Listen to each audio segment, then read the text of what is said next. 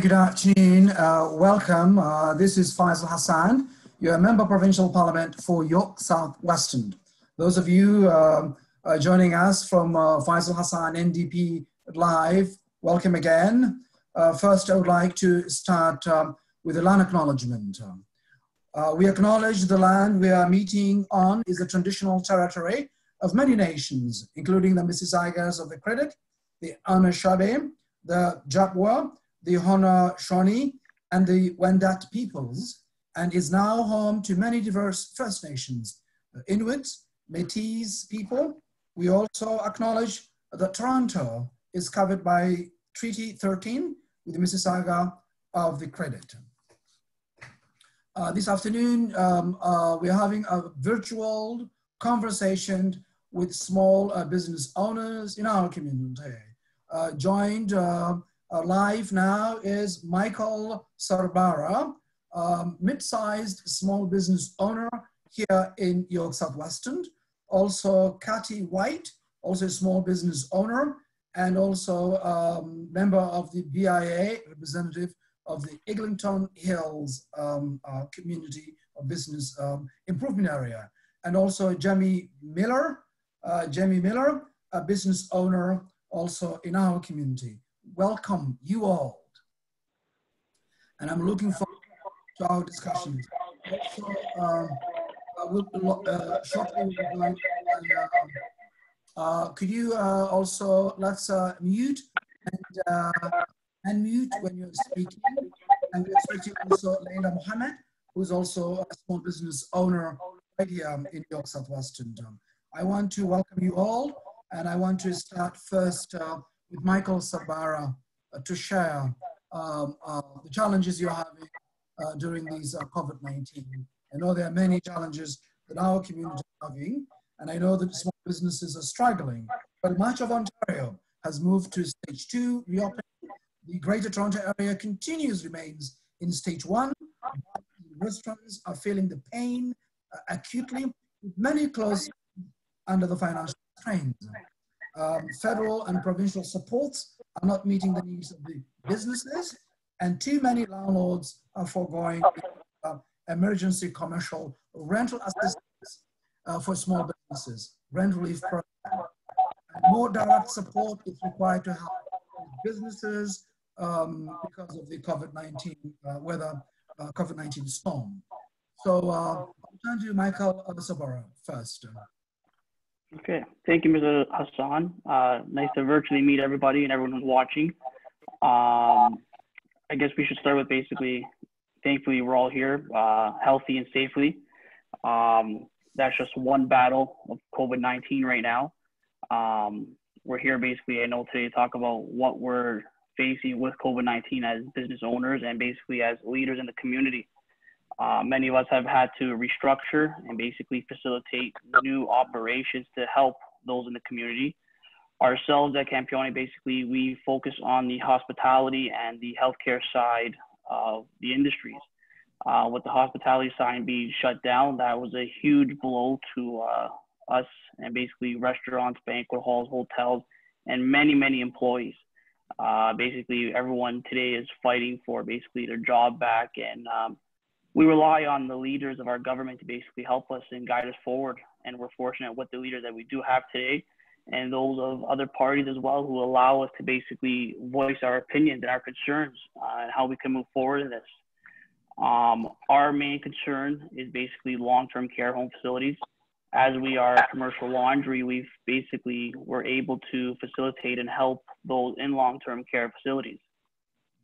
In saying that, we have a commercial laundry at Killam Lawrence, so right in the heart of North York, and where basically we are supplying medical supplies, isolation gowns, medical bedding, sheets, towels, and much more for communities and long-term care facilities near and around us and across the province. Very good, and that's great. We'll come to you in a minute. I would also welcome Jamie Miller to share also your story, and I know you're doing a fantastic job in our community, and we thank you and welcome. Yeah, thank you. I guess to give you the quick 30-second breakdown, but I had reached out kind of in dire straits at a point. I had been in communications with my landlord, applying on my behalf rental relief program back in April or at the end of March when we had originally discussed it. The idea was at that point just to defer April, which he was okay with, and our communications were amicable. And then May rolled around and the federal government came out with the program, which I sent him information on. You know, basically said it would fit me, I would qualify. I even acknowledged that, you know, even the 25% might not be fair, that I would even be willing to pay the full 50. Long end of the short of it, the entire negotiation went south after that, after he just said no, and then said that he needed to sell. He had actually hired a bailiff and a locksmith, and they had illegally entered my workspace with no written notification, no nothing. And it became actually a really intense invasion of privacy and security. I felt very unsafe. He actually they entered the premises without my knowledge, scared the bejesus out of me. Luckily, no one was hurt or anything, but they ended up actually coming back later that night to park their cars across the parking lot from me and essentially shine their lights and harass me, and had harassed me for almost a week after all of that occurred. Unfortunately, I need my access to my workspace and my business. I had to hire a lawyer, pretty significant lawyer and lawyer's fees to represent myself just in starting to start these negotiations. And like, honestly, if I'd known in the beginning that this is where I have ended up, I probably would have just said, pay it. And a lot of people that I have talked to are other small business owners who have asked about if they've been able to apply for the rent relief if their landlords had on their behalf. Many of them have said that its negotiations have turned south. I mean, other than this, you know, beginning this, we've been in great standing, no need to reach out for anything, but almost trying to start this situation has given an opportunity to push me out. And, you know, my business is somewhat vital to, like, or the place I am is somewhat vital to my business. But anyways, I'm just concerned about where to move from there. I mean, there's no follow-up with the landlords if they said no, or if there's nothing for me to fall back on now that I have been denied, essentially. So I'm just curious, you know, I've reached out to Mary Ng, who is the federal representative in Markham of she's the Minister of Small Business, Export, Promotion, and etc. But who didn't really hear back from her, but she put me in touch with the Liberal representative in this area, who provided me with 2 phone numbers that weren't applicable. They were actually for residential. So I was a little concerned of the point because none of them even knew necessarily how to deal with the situation, or to what systems I should be and who I should be reaching out to follow up in my situation. So, you know, at this point, I feel like it's turned into an opportunity for a class war, but this is kind of where we're at, and I'd like to see something kind of come forward here that is a new opportunity that we can get some rent relief here, because I've essentially paid full for the 3 months now, and was forced to shut down and lost business. So, well, thank you for sharing that. And it's a shame that the program designed to help small businesses is not actually, small businesses are not utilizing it because the commercial landlords are not participating in it. It is unfortunate that is happening. I think what we need to do is to support small businesses, and that's what we're called to make sure that supporting small businesses is actually supporting Ontario. And also we have here, we'll turn into Kathy White is also here with us. and she's also a member of the BIA. She's also a small business owner at the Eglinton Hills in our community. Catherine, welcome. Can you hear us? Yes, I can hear. Very good. I'm glad. Can you hear me? Can you hear very me? Very well. Yes, we are. Perfect. Perfect. Yes. Okay. My small business, I'm a coordinator of Eglinton Hill BIA. I live in Downsview and my business is out of my house.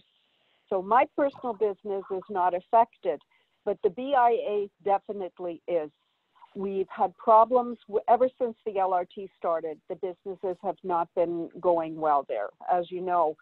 The only thing, Steve and I were about to take inventory to see how many businesses are actually going to reopen. We don't know. We figure maybe 10 or 20 won't. We were going to do that next week and see what's going on.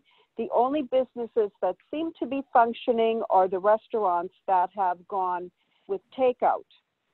So Steve's business was not affected because he does mostly takeout anyway and delivery. And those are the only businesses that seem to be functioning right now. We don't know what the fallout is going to be. But if you have another meeting the next time, we will be able to tell you. It's not going to be good. That's what we're afraid of. And that's why we need stimulus, we need support, direct support for small businesses to make sure that they are here after COVID-19. And our community, as you know, small businesses are close to the community. They are really creating jobs, and that's where we need to support small and mid-sized businesses. And I see that creating, breaks for big corporations, but ignoring small businesses doesn't make sense at all. Tonight, we are having a virtual conversation with small business owners in our community who are struggling because of the COVID-19, and we want to hear their concerns so that our government, provincial government, hears directly from them so that we bring some changes to what's happening. And those of you who are watching live, who have just joined, Faisal Hassan, NDP, welcome. We will be also trying to share your comments and questions to our panel tonight. And also if you have direct questions for me, I'll be also happy to answer them. A bit about what actually exists at the moment for the provincial support at the moment. The provincial government says hydro rate relief during the pandemic and the elimination of time of use billing, no disconnections during pandemic. Between April 1st, 2020 and August 31st, 2020, the province will not apply any penalty or interest on any late filed returns or incomplete or late tax payments under the select provincially administered taxes, such as the employee health tax, tobacco tax, and gas tax. But what's missing is a direct stimulus and support for small businesses. I'll turn to Michael. I know you're also having issues with procurement through the opportunities in the government at the moment. Is there any challenges you're having with your company for the health sector, for the Minister of Health and other department in the government at this stage? Well, what I could speak on is basically we've submitted the applications to provide services mid-March to early April. Being that we are set up to facilitate large volumes of medical wear and bedding and sheets, we're able to basically step in right away, and we thought that basically we could get in there before the military did or anything else got in there. The application process, as they advertised, was quite simple. Basically go in there, tell them what you're going to do, and press submit, which we did. And within a couple of days, we received a phone call. Everything was approved and fast-tracked. From there, we've just been they've been communicating with us. It's just been a delay on what's going to happen. We haven't had any concrete answers as of yet on what's going to happen. We like to have faith in our government, and basically we support what our government does. Right now, we just like to see a little bit of action and basically some moving forward. At the end of the day, we all have to work together as a team. But leaving things out and leaving people out on the streets at the end of the day is not going to help the situation get any better. And it doesn't go for just my own business. It goes for multiple businesses. I believe every business right now plays a crucial role, whether you're a restaurant or you're a dog groomer or you're providing masks and face shields. Everything plays a crucial role, from supplying basically one person with one employee to having multiple and many employees. At the end of the day, you're feeding a family, and that's why every business is so important. And that's why we wanted to see these applications become approved and see a process move quicker. We have faith that we will receive something eventually. Our biggest concern is why it's taking so long. Every minute that you're looking at the news, everyone knows that long-term care facilities are facing a horrible crisis. And we just want to basically jump in there and do what we know best, and that's basically get these places cleaned up and help streamline things and help the frontline workers, because right now they're battling something that no one could ever thought would have ever came about. So that's where we see things. Like I said, the application process was fairly simple, like they advertised. It's more now the execution of the application process that we have to get through, and that's what we want to see basically from the government. Very good. Catherine, you want to say something on that? No, I don't have anything to say on that. Okay, very good. So I will also talk about a little bit about what's available on the federal support now, and that is income tax deferral until August 31st, commercial rent relief program in cooperation with the provinces.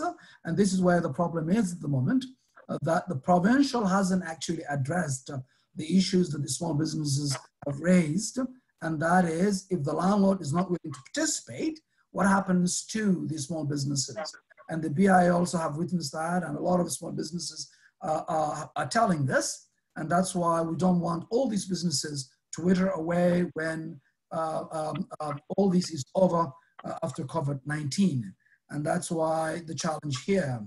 And there are also a couple of programs they have, but all of them are short because they are not helping the people it's supposed to be helping, and that's the small businesses in this case.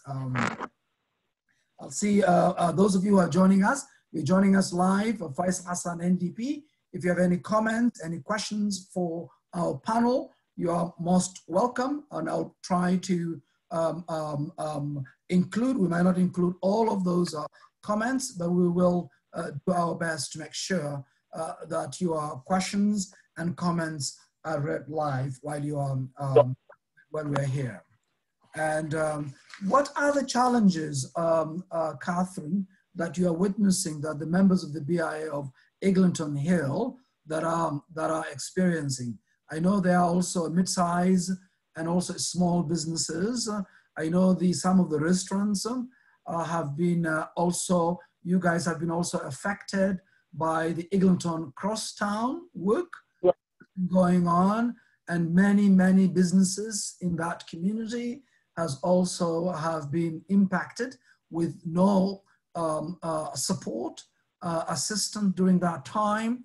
And now they got a little bit of from the city of Toronto. I'm not sure about that. Could you tell us their challenges as well? The challenges started with the LRT, and COVID-19 is just an extension. It's just added more fuel to the fire. They've all had problems for the last few years, so this is nothing new. I don't know what's going to happen. To be honest, we don't know. We don't know who's going to open, who's not. A lot of our businesses are just mom and pop shops. It's the family running the business, so it's very small business, and people just weren't coming with all of the construction. And now there's this, they had to shut down completely, so they're doing no business. A couple of them have had problems with their landlords, but maybe I should have them come and speak with you on this. I don't want to speak on their behalf. A few of them have had problems with the landlords. So we don't know. We haven't taken a complete inventory yet, but we're in the works on doing that. So if you have another meeting, I'll have some stats for you. Very good. I think what we need to is to support them because we know that Eagleton, Crosstown, it affects all the way that corridor. And I know that also small businesses in that corridor, most of them have left it basically because it has been a long process. And also the project has also a project creep, which has never ended. It continued and going on and on and on, but it affects our community.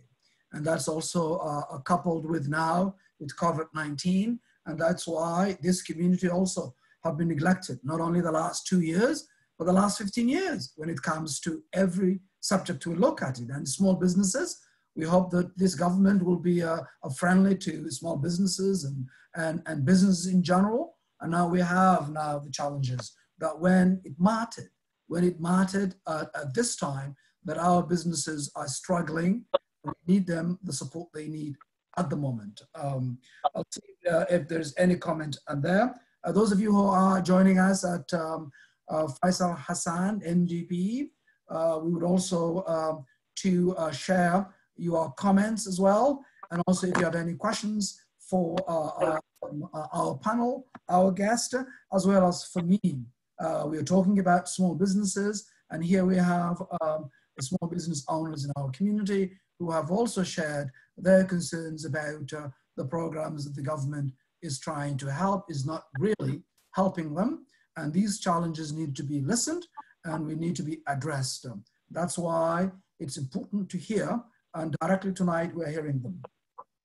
And also our official opposition, the NDP, have also proposed some constructive ideas of how we can help our small businesses. We have proposed a provincial investment need to keep small businesses and mid-sized businesses, at least 75% commercial rent subsidy to up to 10,000 a month for 3 months. And what we also, Ontario Chamber of Commerce have also asked, and this is what also all the BIA in our community have also proposed. A utility payment freeze we've proposed, and remote work setup fund, which could help them with things like setting up an online retail operation or buying laptops and software for staff, and so that we can help those small businesses to carry on their work. So that we also propose an auto insurance grace period for those small businesses and self-employed, such as the taxi drivers and car sharing drivers, established in partnerships with insurance industries and the Financial Services Regulatory Authority. A designated emergency fund for small businesses and entrepreneurs who have faced historic barriers to accessing traditional capital, as proposed by the Canadian Black Chamber of Commerce. That's also the businesses owned by Indigenous and Black members of our community have also been struggling, and most of them have been affected on the Eagleton Crosstowns and other also businesses as well. And also Ontario Together program, many businesses aiming to help the cause, but there has been a little response from the government. And that's also, we know that this program also affects some of our small, mid-sized businesses, Ontario Together program. And I know this also affects Michael. I think that's what, that program is a program companies and organizations like yourself and all also small businesses can access that. Is there any weaknesses at the moment that exist with the Ontario Together program that you can point out? I believe some major weaknesses would be the communication level. I think right now, when we're supposed to be staying away from those dearest to us, we want to feel some type of connection who we're talking with. We don't want to basically just be sending emails and hearing a voice over the phone. I think meetings like this are great where you get to see some type of interaction. Face-to-face is nice right now. And I think basically if these programs and the Ontario Work Together program would have more of a live person at the end of the phone talking to, or another assistant who basically you could see through through a Zoom or a FaceTime or something. There's so many things that are available to us today to utilize. I think it'd be such a better system. Me writing out a description of what my company does is quite easy. I think it's quite easy for all of us. You could just search a website, see what we do. But talking to that person, seeing what that person does, seeing how that person can help, and taking actual, maybe virtual tours of a facility or something like that would be of much better importance. We could all write stuff, but it doesn't really, at the end of the day, speak to what's going to be executed. And I think that's one of the biggest flaws of the program. I know many people basically have started selling masks and gloves and sanitizer, and I think it's great. As much as we can get out there, we should. But it takes away from people who are now undercutting the market. And basically, if they're undercutting the market, then they're driving prices up in other aspects. When you're buying masks now at $3 for a disposable mask, it doesn't really make much sense. Where at one time they were about 50, 60 cents. So there should have been some type of control on that as well. But by flooding the gates, per se, as I was told, it kind of holds people back, and it kind of separates some businesses that can actually provide the service rather than those who are just in it for a quick buck. Where right now, basically, that quick buck is not going to get anyone far. I personally believe if we all work together and look for the long dollar and multiply our pennies, we'll have a better achievement in the end. Well, thank you very much. Absolutely. And the small businesses have a lot of positive ideas, and we want our government to listen to the BIA, to listen to small business owners. And that's how we strengthen our economy and bringing, the ideas that they have. That's why we're having this virtual conversation, because we cannot physically meet because of social distancing.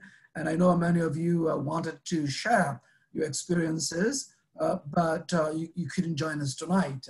But it is important that we send a strong message to this government and say that it is time to really look at those programs that the federal government put through, that have also asked the provincial government to address this, to make sure that we so we don't evict. Already we know a lot of small businesses have been evicted, and there's no need for that. It's not their fault. Because of COVID-19, they won't be able to pay their rent, and this is the time the government are supposed to be helping these small businesses to carry on the work they're doing, because they create jobs. They're also close to the community. We know all the banks have left in our community. We know that also the grocery stores have left our community. These small businesses address those needs that bigger corporations are not actually doing this. So I'll turn to Jimmy Miller. You were listening, and what is your business, do you think? How can we learn from this, and how do we urgently need to address the needs of small businesses like yourself? Well, I think it needs to be addressed before this starts happening to a lot of people. This intimidation from their landlords and negotiations just going south. I know, just, trying to deal with this with some empathy, that he was coming at it from a place of fear as when uncertainty as well. And that's not fair to the landlords, and that's not fair to the tenant. It's created the entire uncertainty, and the aspect of it that's left in the hands of the one individual to make the decision is not a viable source of, it's not a fix. It's not a fix here. And, I think before things really do start to get crazy in the bailiff world, because I'm not exactly sure. A lot of people reached out to me and said that, Ford finally put a ban on commercial evictions. I'm not really quite sure what that's going to do for me, other than give me a couple of months of maybe no one's going to try to break into my place again. That's not a viable answer. And I don't think they've done a very good enough job at making them understand that, taking a bit of a hit is also what is going to ensure their long-term investment. Like their investment is in their properties, and everyone's investment is basically in continuing their tenancies. If it's going to become this massive onslaught of vacancies, then what is it going to do to the market? There's no point in everyone trying to move businesses now. It just feasibly doesn't make sense. And there's no reason that someone who's invested their entire life savings and entire life's work, because of 3 months of basically being closed, not a downturn, but closed, should be uprooting their entire life. Like why are we letting our banks, who we're a client to, sit back and count their money expecting $9.8 billion in defaults, and they're going to allow people to achieve default? Like the mental health and the state of human beings should be far more valued here than protecting your bottom line. Like this, essentially they're waiting until the people go into default, and then what? So then they can collect interest and actually make money on this. It's just not. It doesn't make sense to be supporting, an economy in this way that's allowed people to essentially use their own discretion. Like it's not up to, we shouldn't be leaving it up to the individuals to negotiate amongst themselves. Like the plan should be very straightforward. And I guess maybe they're trying to protect themselves from fraud and people applying that shouldn't be applying. But again, I don't think that's a reason to allow the system to get to a state of chaos, which is what I'm afraid it's going to be like. And I've heard from other people too who are kind of getting to that state. And it's not fair for the landlords, it's not fair for the entire system. So it's not just the tenants that are hurting here. The landlords are concerned that the businesses that they have in their properties aren't going to succeed, but yet they're still not. They're not in a capable position of taking like a 25% hit on those months. That should also kind of maybe be evaluated within here. Like, why is it that the capability of why, like, if landlords are still paying commercial taxes, and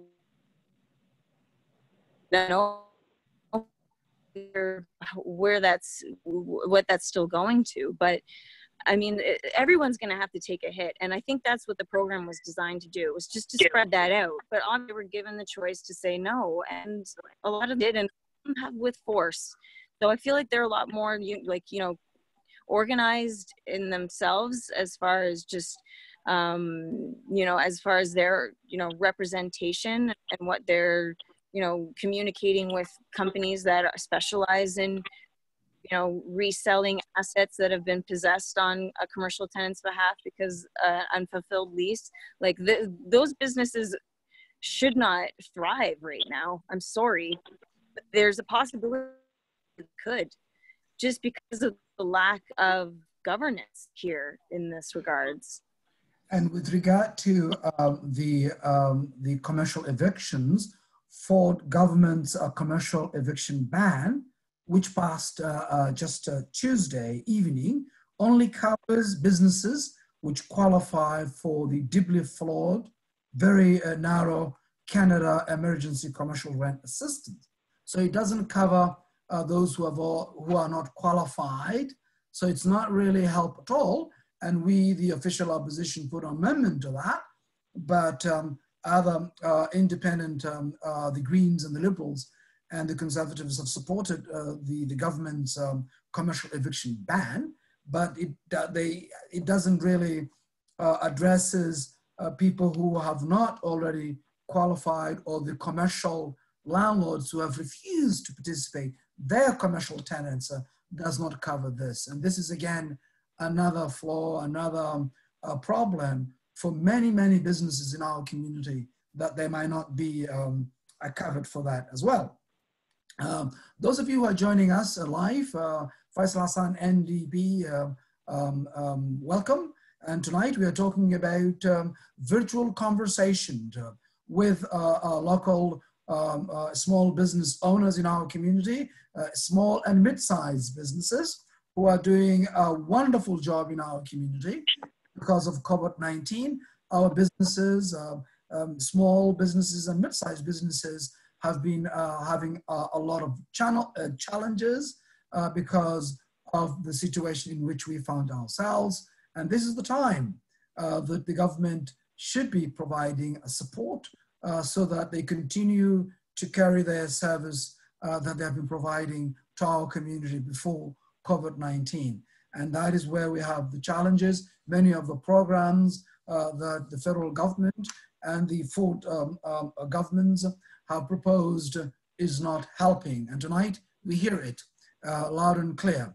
And that's why we're having this conversation to give a voice to many our small businesses and to raise this issue so that we have a solution, so that we don't want our small businesses withering away when we come back, or when we flatten the curve, or when we deal with the COVID.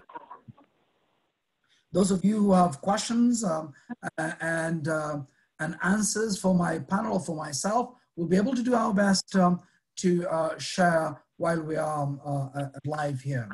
And I know, Catherine, you are leaders of the business improvement area, which is the business zonings in which the Eglinton Hill is. How do they get a member of that BIA? If you, Sorry? How do I know we have several BIA, business improvement areas in our community. I know we have Mount Dennis, we have Western Village, yeah. We have Eglinton Hill.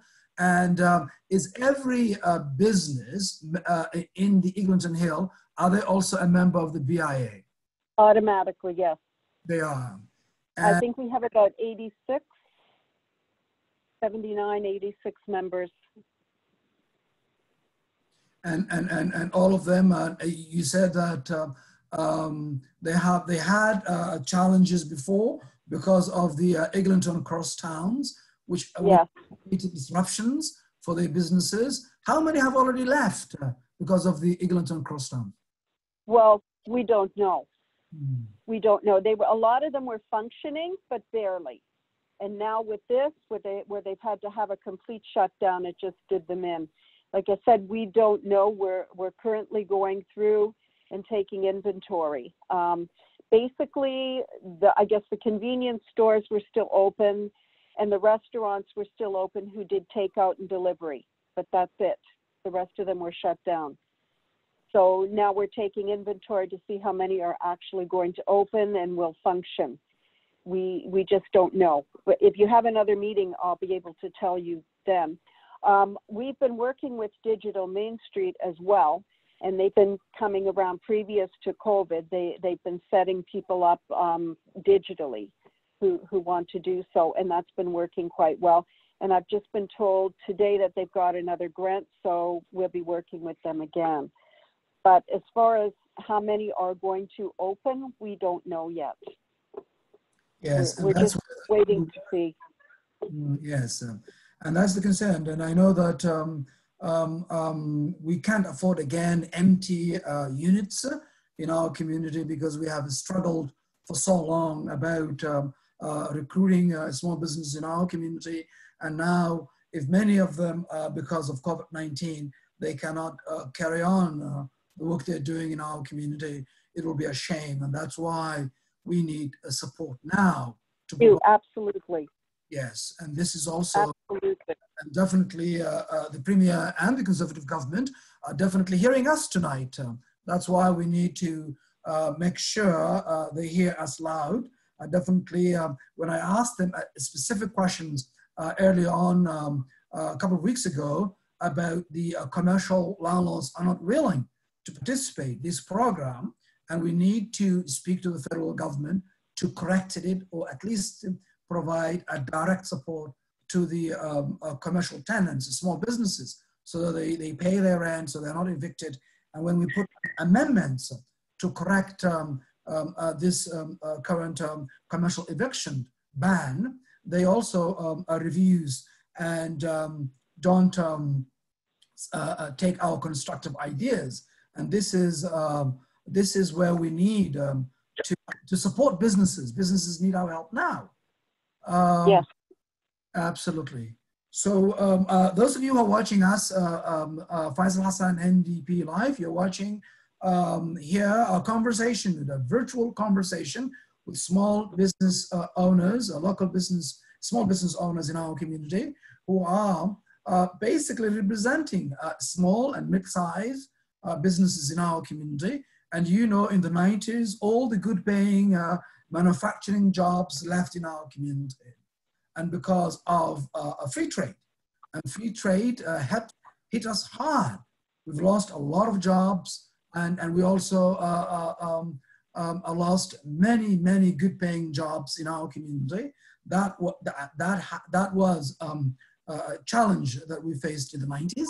And now, COVID-19, if this also becomes like the free trade that the big manufacturing jobs have left here, and if all our small businesses are going to be hit hard, and that's another concern, and we need to address it now, because we have already went through many manufacturing jobs have left, and that was the decisions made by politicians to go through not looking about communities like ours, which had affected.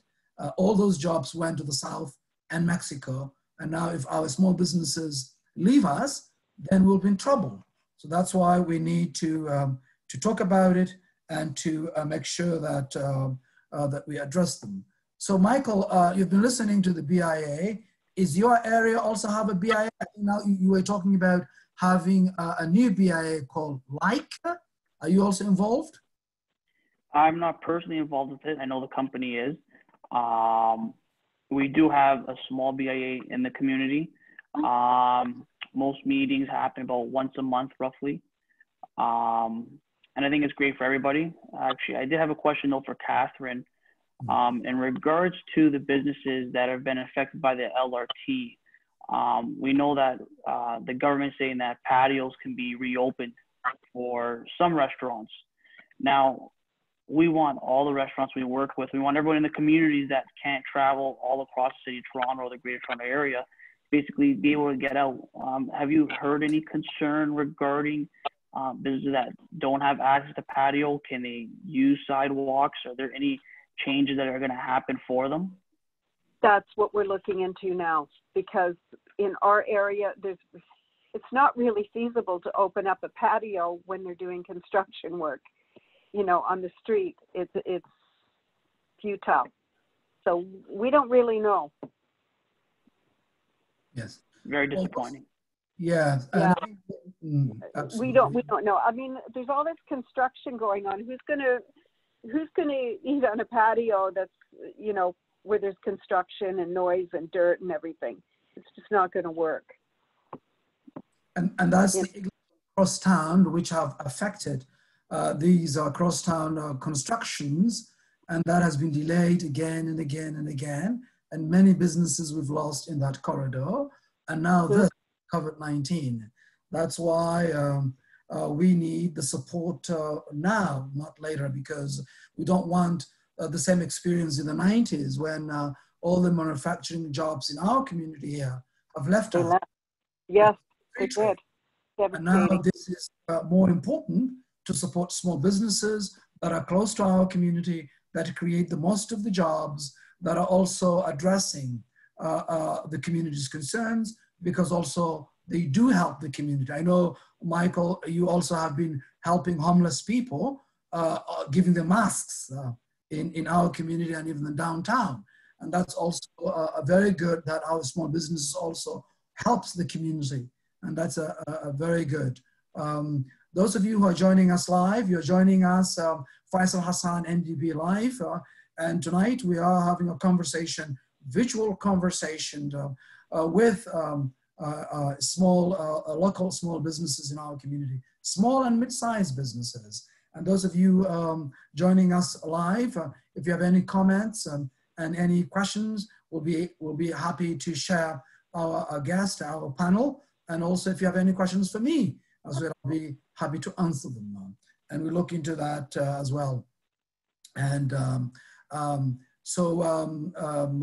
you were saying, Catherine, that if we don't want the experiences we had in the 90s. So now we know that already they have been affected with constructions in Eglinton cross towns, and now and this will be. Is there any you guys keeping in the future kind of a statistics what happens and reports of how we know the impact of the community as well? It'll be devastating for us. Do you know what's happening with the $3 million that Metrolinx was supposed to give out to businesses along the LRT? They were talking about $3 million a while ago, that they were going to disperse it, and we haven't heard too much more about it. And that was the previous government who did that, Catherine? No, I think this is a Metrolinx thing. I think it was just last year, if I'm not mistaken. Yeah, I mean, I have been speaking some of the Eglinton Crosstown businesses, and they haven't received anything. There's some no, they haven't received anything, and that is the problem. I mean, making promises, but then not delivering them is what we have now accustomed, and we know that also the last 15 years was also very difficult for our community, and now the last 2 years was also challenging. And case in point also was last night, Tuesday night, when they will not also address the issue of the commercial evictions to include those who are not covered with the current contract with the commercial landlords. When they refuse to participate this federal program, then now they are evicting large numbers in many communities across our community. I know we have still time to look if there's any questions, and I guess if there's any questions, we'll be happy to answer them. I guess there isn't any questions for our audience directing to you at the moment. So I know we're going to have many. This is not going to be the end of our conversations, because we have to hold this government accountable. And if it says they are going to help businesses, the question is, are they helping the big corporations? And we know that. Exactly. Yeah, they don't help our communities. That's right. But you do, small businesses and mid-sized businesses, because you live in the community. You contribute so much. And that's why we want to make sure that your voices are heard. So finally, what would you say that we also share with the government? Because when I go back next week, I would like to speak about your voice. And yes, Catherine? Okay, my question is, was this all necessary, the complete shutdown for 3 months? Was it totally necessary? Could they not have done something else that kept the businesses open, at least a little bit, rather than a complete shutdown? Well, I mean, because as you know, Catherine, situations like this, in emergency situations like state of emergency, we always rely on public health, the experts, to provide us that clarity, instruction, and information. And this is why they have instructed these suggestions, because of the public health, because of the situation in which we found ourselves, because our health comes first. And we have to make sure our communities, each and everyone, is safe. And this is why it has done. But you're right, situations like this, the government also have responsibility to support businesses so that they don't have income. So at least if they're not supporting them 100%, then we support them 50%. If we're not supporting. But a lot of people think that maybe the cure was worse than the disease, with all these businesses going under. And how serious was COVID to the general public? Was it more of a nursing home situation? Could we have kept these businesses open using safe distancing? Did they have to shut down completely? Because that was the killer. Well, I mean, that is, I think what they were saying was the essentials, and they defined what essentials was, could carry on while they are following strict guidelines and also public health instructions. And I think that was what they have instructed. But I think now what we need to do is, as you said, that because of the loss of income for small businesses and mid-sized businesses, and I think the challenges now we have, it really makes sense to support our businesses. And the NDP, the official opposition, have asked this, and we do believe supporting our businesses is supporting Ontario.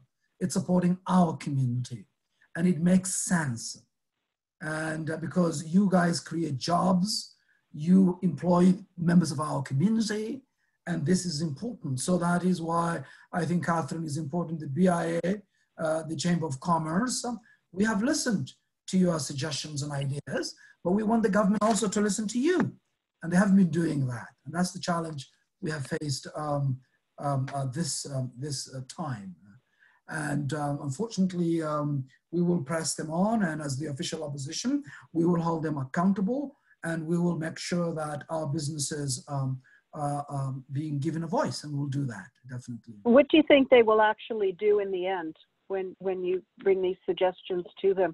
What do you think the outcome will be? Will they help them financially so they can get started again? Because some of them, it's going to be like starting from scratch if indeed they do start again. It's the 3 months not getting any income and still having to pay rent has been devastating. Absolutely. And then also to say that you have to wait your commercial landlord to agree if they like this program or if they want to really that's a problem, though, agreement right? with you. Then you are making you're setting them to fail right there. And that's why we have proposed a constructive to correct it. But unfortunately, Ford is not listening. And tonight we are asking again to not forget large, small businesses and mid-sized businesses who are struggling in this sense, so that you carry on your work and you stay in our community, because shutting down and withering away and not continuing will not make sense, Catherine. Well, I think the question that you asked kind of about the idea of was the shutdown. I mean, not that anyone can go back in time, but that was the decision that was made.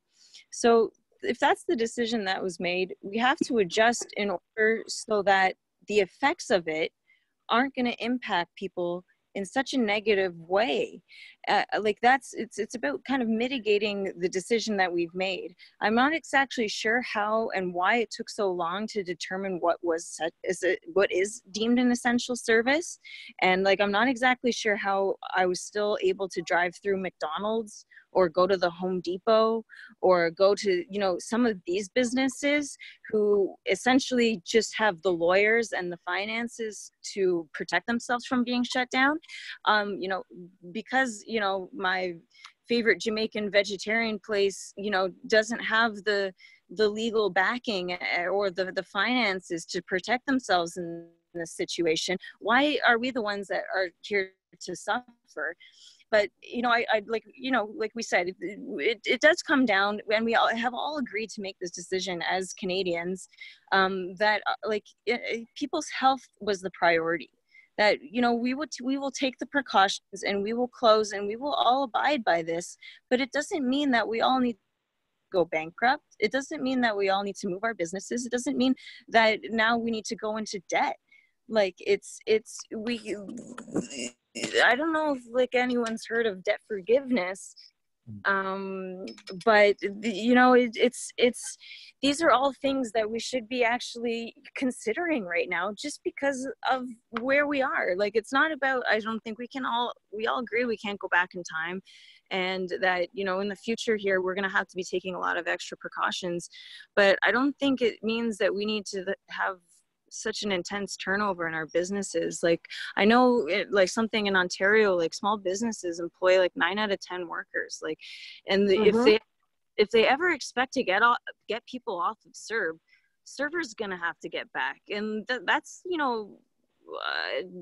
there's a lot of argument here. There's quite a lot of gender bias here in who's being affected in this, but not that we need to go down that road right now. But if we're expecting people to get off CERB, we got to show our businesses that we can start hiring people back, that we're going to be able to climb out of this and not go into debt and not have our entire lives ruined.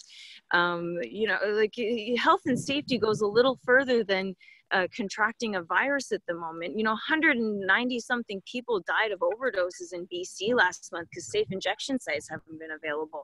That's more than the people that have died from the virus in the province. And not that I'm trying to take away any of the seriousness of what we're going through and what we're all trying to deal with. I 100% on board, but at the same time, we have to be a little reasonable with, what's an essential service. I'm glad I'm still in Canada, and not that we need to get down the road of America, but how is legal abortion not an essential service?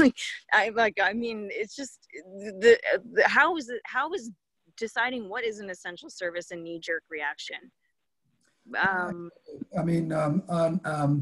think you're right. You said that it is our health. Because of our health, we have to make sure that we look after our health. And I think small businesses also, you're right, create 80% of the jobs in our community. And it makes sense if we've decided that because of our health, because of a state of emergency, because of what we have, the pandemic that we have faced, we need also, it doesn't mean then we have to forget about our community, the people we represent.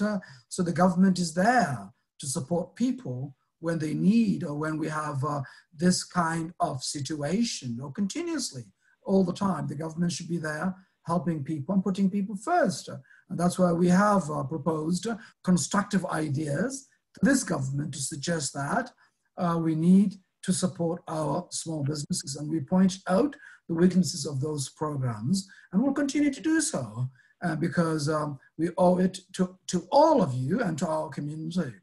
And I know we're coming to almost the end of our time. I'll go to Michael to maybe say a closing point. Yeah, where I wanted to just end off on was basically we're in the midst of this now, and there's no way out of this. But we're very fortunate to live in a country that we do, in a province that we do, in a city that we do. And now, being that the hospitality sector has taken such a hit and is known for basically slow January, February months, and we know that basically the industry, when it came March, that many residents of Ontario started to hold back from basically attending parties and functions. So the hospitality sector saw an early withdrawal. Coming out of this and moving forward as we slowly enter stage 2 and into stage 3, and then hopefully reopening soon, are we going to see numbers climb up again within these businesses to basically bring in some type of profit and some type of rebound? And like was stated for the CRB, basically, how's the government going to be helping those get through this, as I can foresee a recession possibly happening after this, and is the government just going to let us basically sit there and they're just going to say we helped you through the pandemic and now the pandemic's over, this is a recession, deal with it? What's the next step to this? We're in the midst of this now, and I think this is the easy part, and something that I know we discussed a lot is how do we come out of this? Because once the state of emergency is lifted and the CRB is run out and are no longer given, what happens to these businesses if there's still a fear? If restaurants can't go back to full capacity because people are still scared to go, banquet halls can't basically put in the same amount of numbers that they were doing before. What's the pullout, and what's basically the government gonna do to help these businesses? At the end of the day, the hospitality industry is one of the largest industries around. From tourism and airlines to restaurants and banquet halls. A lot of people rely on it, and that falls through to them purchasing cars, purchasing homes. So what happens next? And I think that's basically where we need to start getting some guidance. We're in this right now, and we're dealing with it, somewhat dealing with it, but what's next? And I think that's the question and the answer we want from the government moving forward. Thank you, Michael. And now, Jamie, I'll come to you for the conclusion. Yep. Okay, we'll come back to Jamie. Catherine, to conclude that? My concern is, what if there's a second wave? Will the government handle it in the same way, or would they do things differently this time? Because there could be a second wave coming, and people will just get their businesses up and rolling, and then here, away we go again, everything's closed. Will it be handled the same way, or can we maybe learn from our mistakes? Or, you know, that's my concern, is the second wave and how it would be handled. Thank you, Catherine. And Jimmy, are you there? Yeah. Yeah, I think, yeah, I mean, trying to wrap my head around going through all of that again is, yeah, I don't know if I'll be able to sustain my business where I am. But I think, like, moving forward, we apparently, as small businesses, need to get just as organized and just as supported legally as some of these large businesses are that have been representing themselves to the government. Like, I think we need to, honestly get, like, some kind of a petition going here on our behalf, and we need proper representation as far as, like, what our value is in the economy. Because right now the representation that we're getting is that we're the ones that are going to somehow go dip into our savings to pull out of this, which isn't fair, because, you know, bailouts are going to come, and they're going to come to big companies, but they've set aside enough money to try to bail out. Well, they think they've set aside enough money, but only like 2% of it's been accessed. So, like, I need to know that there's going to be some kind of financial assistance that isn't going to be me negotiating with my landlord for it.